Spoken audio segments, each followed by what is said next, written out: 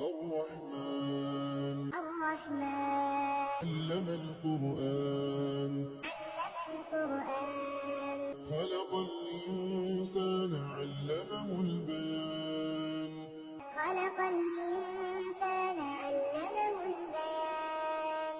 الشمس والقمر بحسبان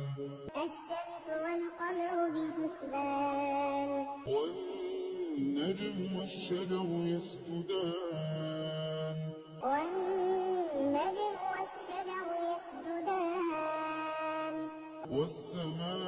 والسماء رفعها ووضع الميزان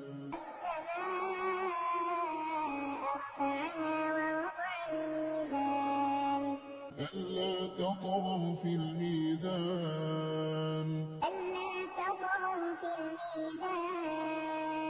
وأقيموا الوزن بالقسط ولا تخسروا الميزان